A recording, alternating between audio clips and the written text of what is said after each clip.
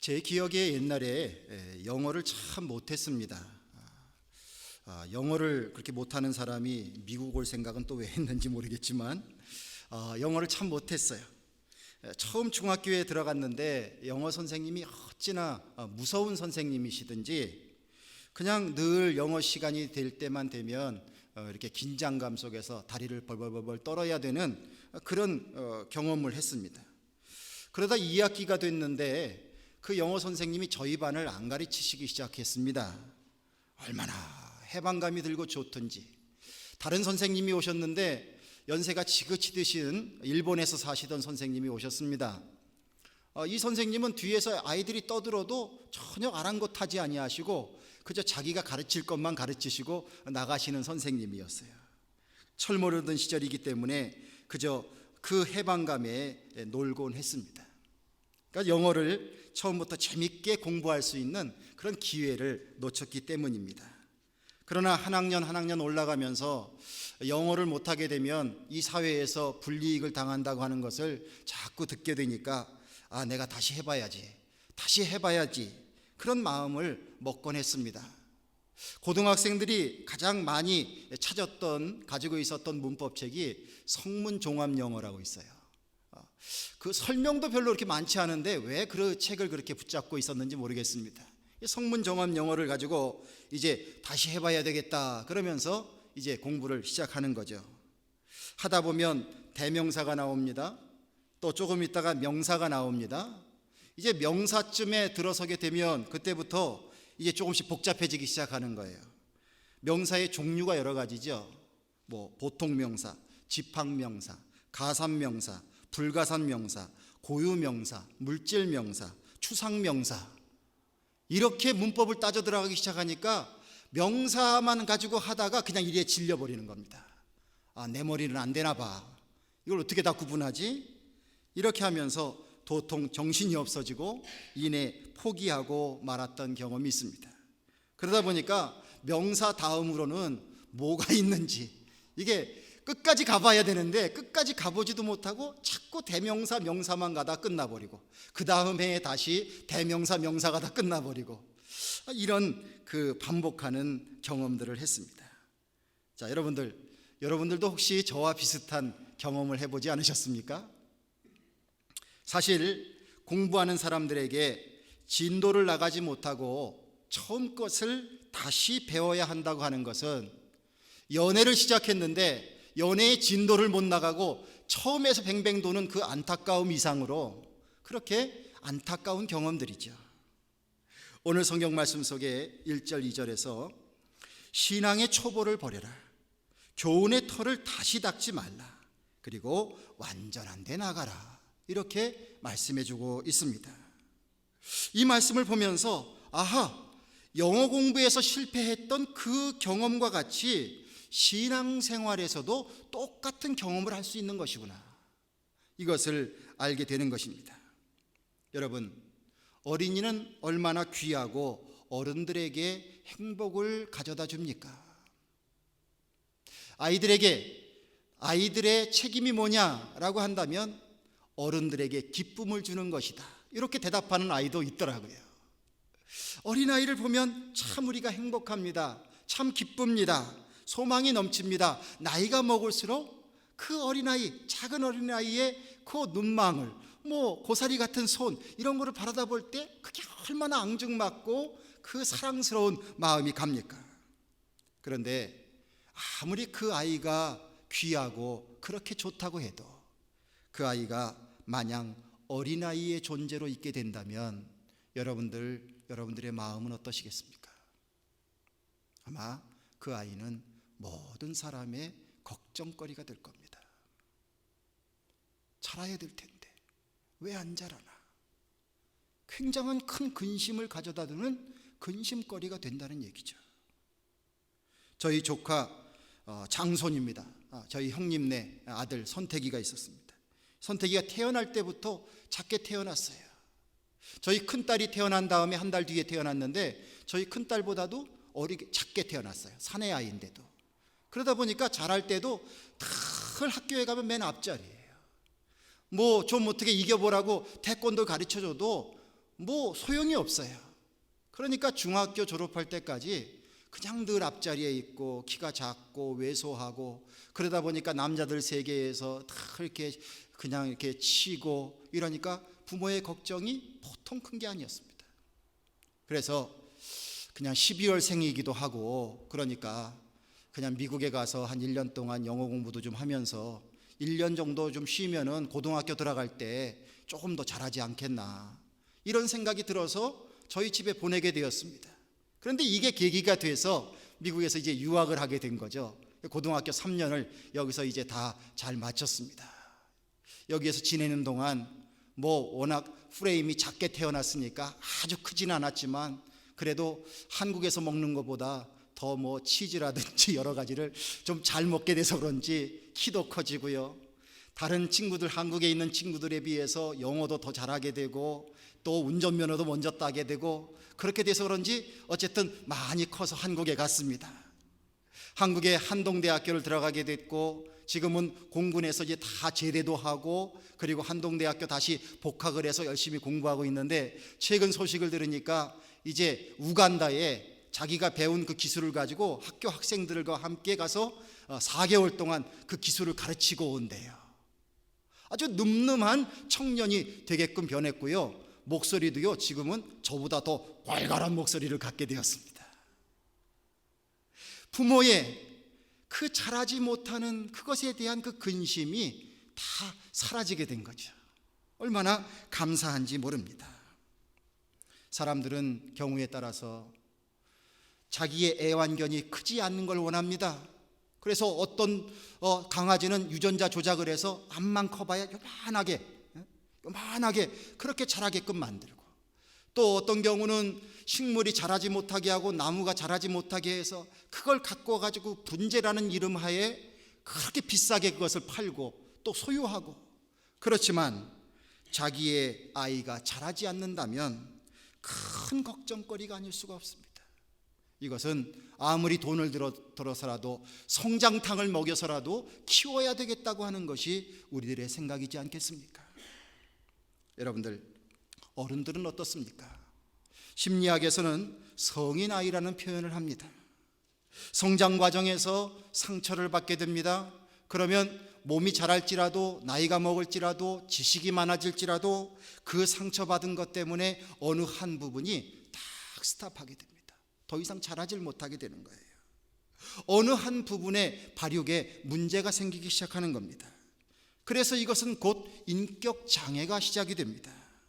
결국 이 인격 장애를 가지고 살아오는 성인 아이는 자기가 인생에 많은 것을 쌓아 올렸을지라도 결국 이것이 그 자라지 못한 한 부분 때문에 한순간에 모든 것을 다 잃어버리는 그런 어리석은 경험들을 하게 되는 것입니다.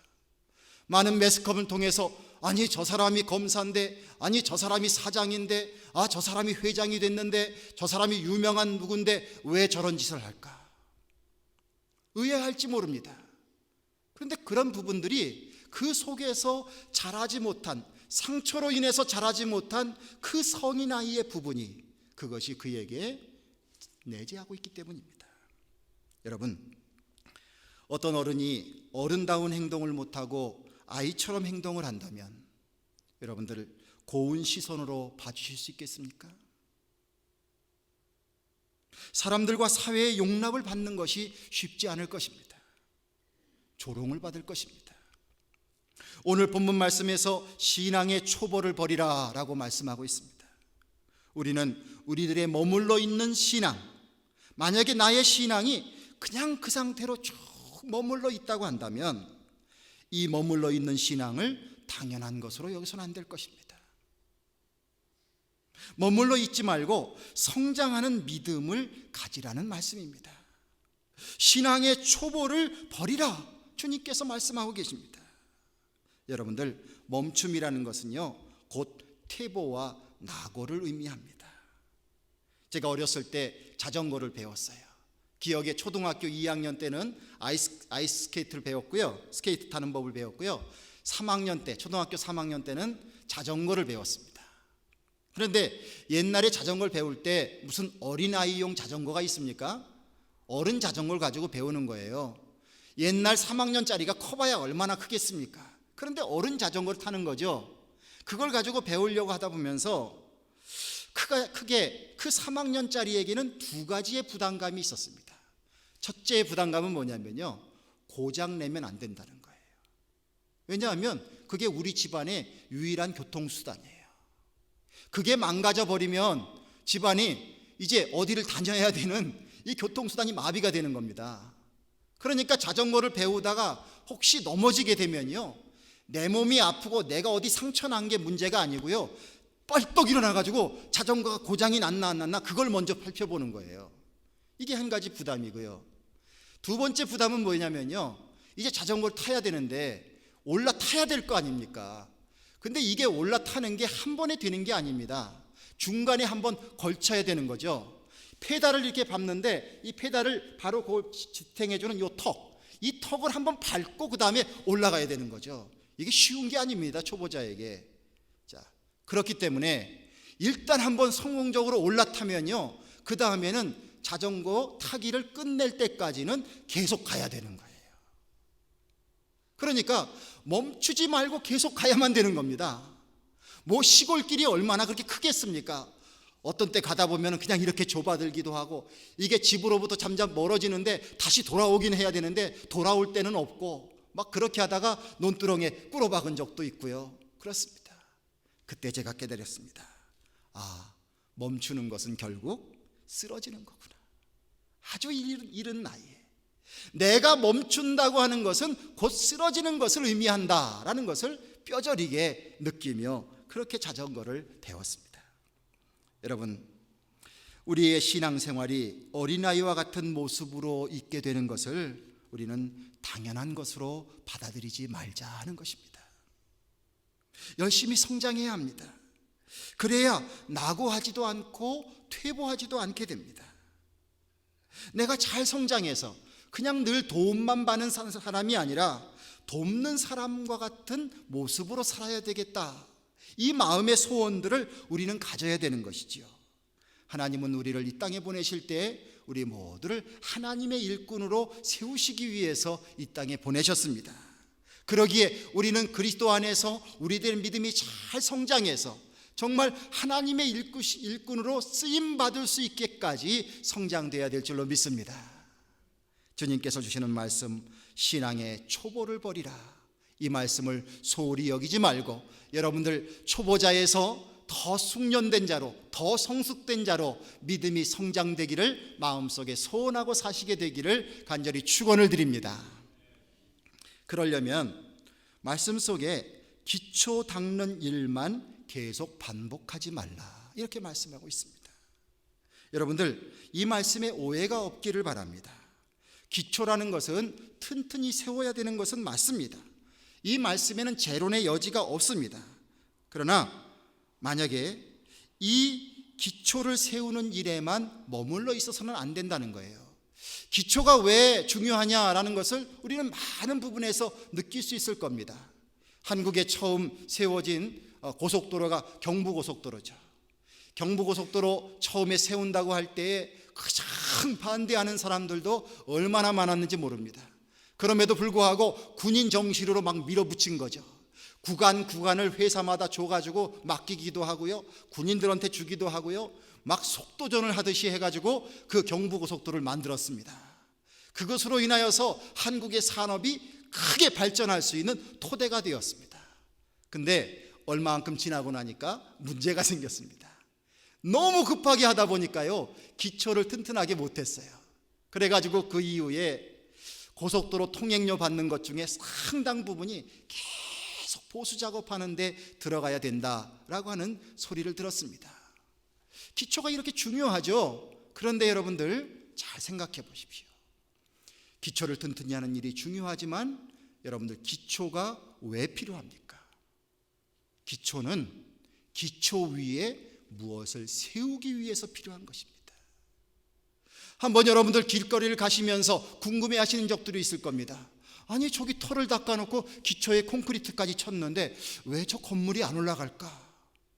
뭐 안 올라가는 이유가 여러 가지가 있겠죠. 회사가 도산이 됐다든지, 뭔가 문제가 생겨서 갑자기 계획이 바뀌었다든지, 어쨌든 건물의 기초는 세워졌는데 건물이 안 올라가고 있는 것을 보면서 궁금해할 겁니다.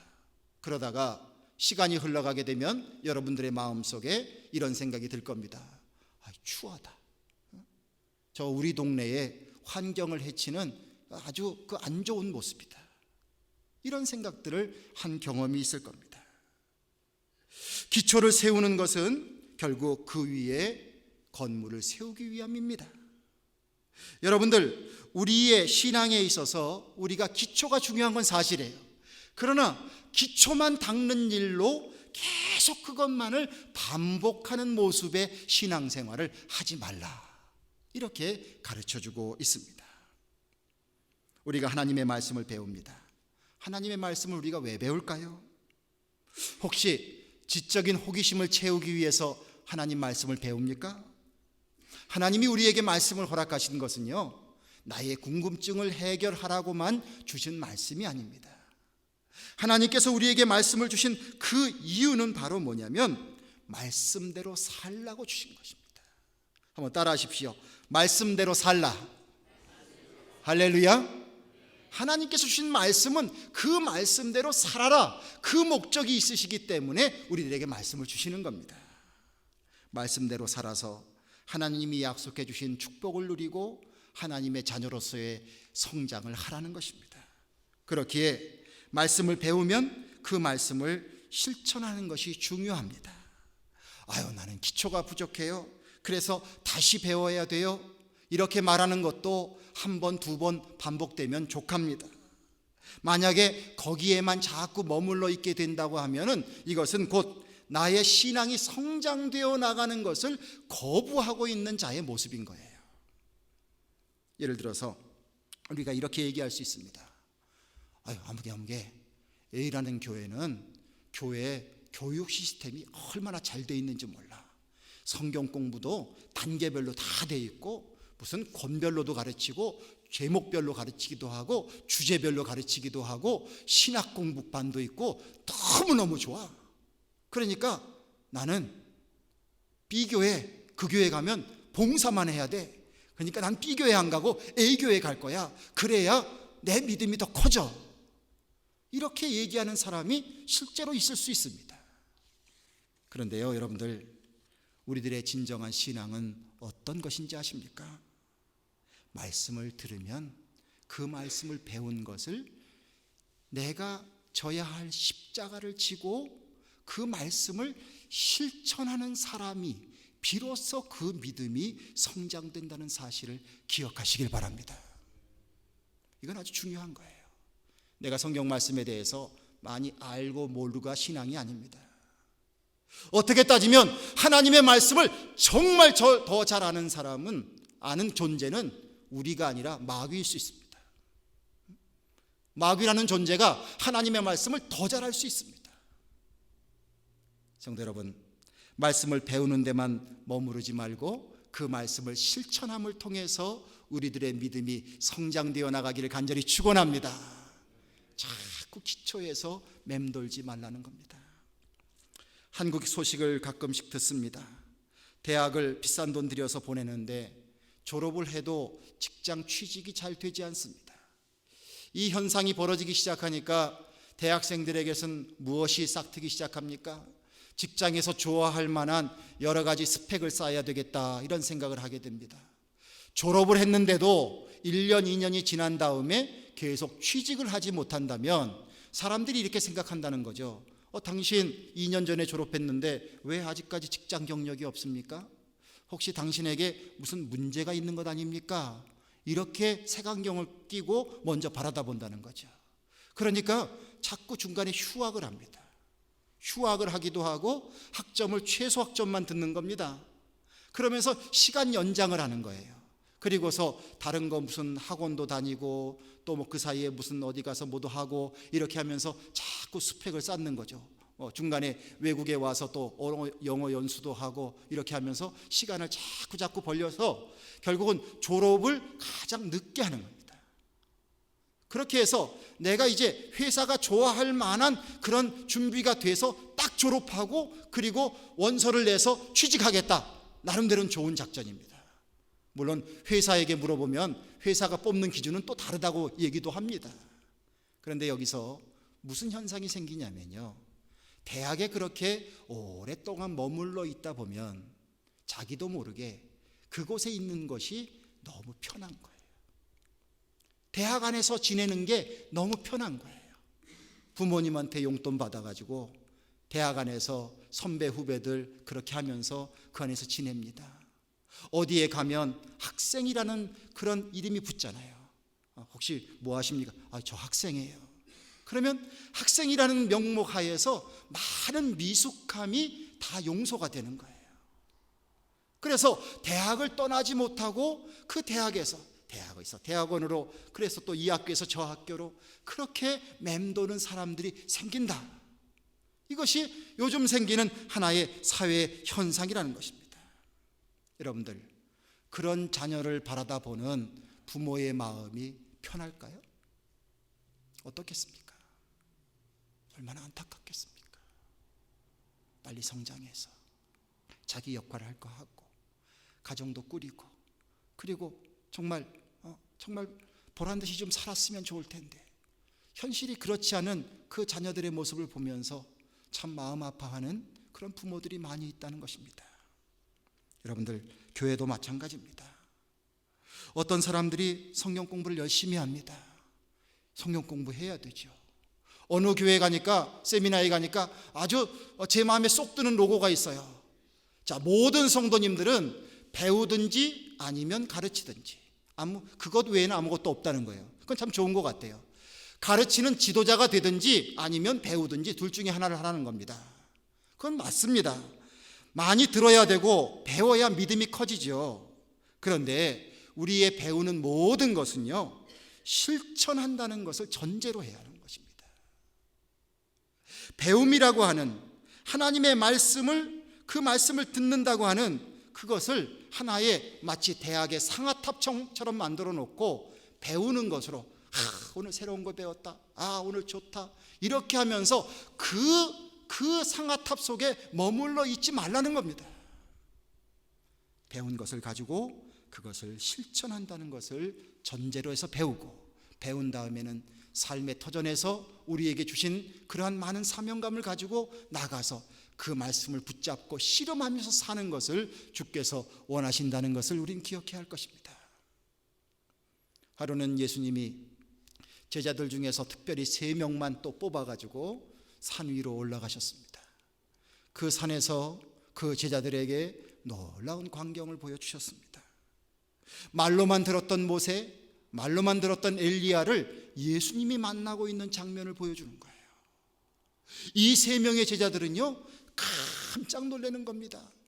예수님이 하나님의 아들이시요 그리스도이신 것을 여러 가지를 통해서 배워오고 배워왔지만, 이것은 어떻게 보면 마지막 점을 딱 찍는 것과 같은 놀라운 변화산의 사건을 그들이 배우는 겁니다.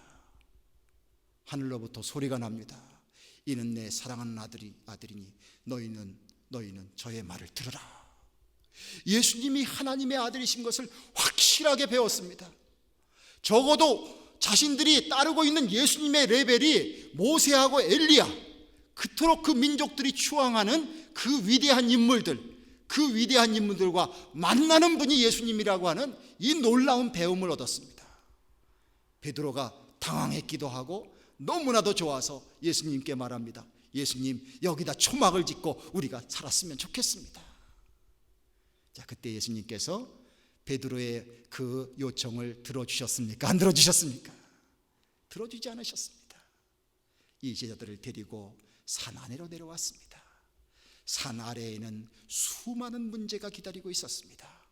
예수님에게 돌을 던지려고 준비하는 사람들, 그리고 예수님을 어떻게든지 모함하려고 하는 사람들, 또는 이 세상 속에서 목자 없는 양처럼 방황하면서 그렇게 유리하고 있는 많은 불쌍한 사람들, 이런 많은 사람들의 그 삶의 현장으로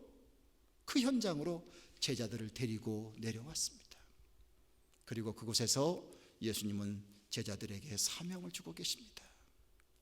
이게 바로 무엇을 말합니까? 배운 것을 실천하라는 겁니다. 자꾸 기초만 닦지 말고 주신 말씀 그것 붙잡고 믿음으로 한 걸음 한 걸음 나아가라는 것입니다. 성도 여러분, 주님 주신 말씀 붙잡고 앞으로 나가시는 여러분들 되시기를 간절히 축원합니다. 3절을 보면 하나님께서 허락하시면 우리가 이것을 하리라 이렇게 말씀하고 있습니다. 이것은 2절에서 완전한 데 나아갈지니라 라는 말씀을 보완하고 있는 말씀입니다. 우리가 완전한 대로 나아가야 하는데 완전한 대로 나아갈 수 있는 것은 바로 하나님께서 허락해 주실 때에 우리가 완전한 대로 나아갈 수 있다. 그렇게 말씀하고 있습니다. 완전한 데는 무엇을 의미할까? 말씀을 생각해 봤습니다. 하나는 구원을 이루는 삶이 완전한 곳인 것 같아요. 또 한 가지는 그리스도인다운 삶을 사는 것이 바로 완전한 곳인 것 같아요. 자, 한번 따라 하십시오. 구원을 이루는 삶, 그리스도인다운 삶을 사는 것, 이 두 가지가 우리에게 완전한 곳이라고 생각이 듭니다. 자, 그런데 이것을 이루기 위해서는 주님께서 허락해 주시는 그 허락이 필요하다는 것입니다. 여러분들, 구원받고 싶으신 마음이 우리 모두에게 있을 겁니다. 그래서 주님 믿으실 것입니다. 그런데 구원을 내가 이루는 것입니까? 아니죠. 내가 이루는 게 아니에요. 세상의 많은 종교들은 너의 노력을 통해서 구원을 이루라 이렇게 가르쳐주고 있습니다. 그러나 우리가 믿는 기독교의 신앙은 나의 노력을 통해서 구원을 이루는 것이 아니라 하나님이 은혜로 내려주신 예수님을 믿음으로 말미암아 구원을 이룬다 말씀하셨습니다. 그러기에 예수님을 그리스도로 믿는 이 신앙을 하나님께서 허락해 주신 줄로 믿고 여러분들 열심히 주님을 잘 믿으셔서 구원에 이르는 삶을 살게 되시기를 간절히 축원을 드립니다. 또한 주님께서 우리들에게 주님이라고 하는 그 나무에 붙어있는 가지가 되라 말씀하셨습니다. 우리는 주님께 붙어 있어야 돼요. 자, 그러면 그 주님이라고 하는 나무에 우리가 붙어 있게 된다면 그 주님으로부터 오는 그 특성과 그 영양분이 결국 우리를 통하여서 열매를 맺게 되어 있습니다. 이것이 바로 무엇이냐면 그리스도인다운 삶을 살아가는 것을 의미합니다. 내가 그리스도인으로서 합당한 열매를 맺고 사는 것이지요. 아주 대표적인 것이 바로 성령의 열매입니다. 성령은 곧 예수님이십니다. 성령이 우리 안에 오셔서 우리를 역사하시고 감동해 주실 때에 우리의 삶을 변화되어서 우리 안에 예수님의 열매가 가득 맺게 되는 거예요. 자, 성령의 9가지 열매 다 기억하고 계십니까? 제가 한번 꼽아볼게요. 여러분들 한번 리마인드 해보시길 바랍니다. 사랑, 희락, 화평, 인내, 자비, 양선, 충성, 온유, 절제. 자, 생각만 해도 얼마나 좋은 단어들입니까?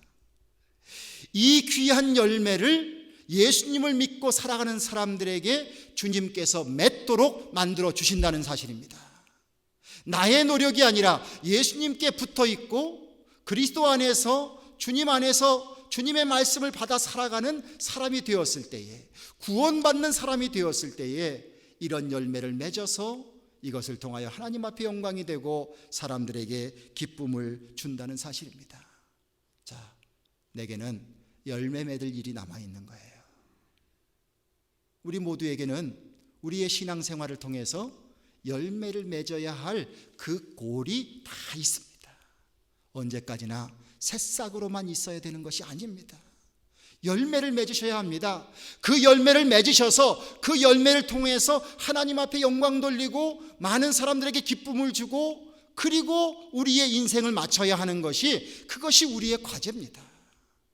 자, 여러분들 열매 맺도록 잘 성장하고 계십니까?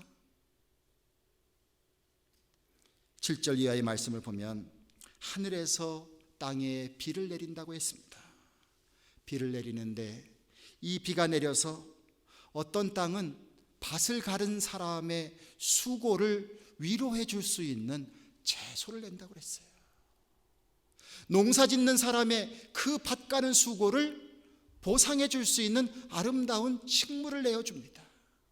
그런데 어떤 땅은 하늘에서 비가 내렸는데 불구하고 그 땅에서는 엉겅퀴가 나오고 그 땅에서는 가시덤불이 나와서 마지막에 그것을 제거해서 태워버릴 수밖에 없었다고 하는 말씀이 나옵니다. 하나님은 우리들에게 은혜의 단비를 내려주시는 줄로 믿습니다. 끊임없이 우리에게 단비를 내려주고 계셔요. 은혜의 단비를 내려주고 계셔요. 내가 잘나서가 아니라, 내가 뛰어나서가 아니라, 내가 멋져서가 아니라 하나님의 사랑의 품성으로 우리가 살아갈 수 있는 삶에 한없는 은혜의 비를 내려주고 계십니다. 그런데 이렇게 비를 내려주시는데 어떤 땅은 정말 유용할 수 있는 채소를 낼 수 있고 어떤 땅은 엉겅퀴와 가시덤불을 내게 됩니다. 여러분들, 우리들의 인생은 어떤 모습이어야 하겠습니까? 아름다운 소출을 내는 것은 그것이 기쁨이 되고 칭찬이 되고 영광이 됩니다. 그러나 가시덤불을 내고 엉겅퀴를 내는 것은 결국 불심판밖에는 없습니다. 여러분들의 인생 어느 편에 서시기를 원하십니까? 기도하겠습니다. 하나님, 오늘 귀한 말씀을 통해서 완전한 데 나아갈지라고 주께서 말씀해 주셨습니다. 하나님, 우리에게 베풀어 주시고 우리에게 공급해 주시는 하나님의 은혜의 단비는 우리가 아름다운 소출을 내기에 충분한 것인 줄로 믿습니다. 주여, 우리들의 믿음이 머물러 있지 않도록 도와주시옵소서. 어린아이의 상태에 그저 있지 않도록 도와주시옵소서. 기초에서 늘 맴맴 도는 그런 자들 되지 않게 하여 주시옵소서. 주님 주신 말씀 정말 소중하게 여기고 우리들의 삶의 현장에서 부딪혀보고 적용해보고 실천해보면서 그 안에서 더욱더 능력 있는 사람 되게 하시고 성장하는 사람 되게 하여 주시고 끝내는 예수 그리스도의 귀한 나무에 열매를 맺는 가지의 모습들이 될 수 있도록 주님, 우리 모두를 지켜주시고 은총으로 함께하여 주시옵소서. 우리 주 예수 그리스도의 이름을 받들어 기도드리옵나이다. 아멘.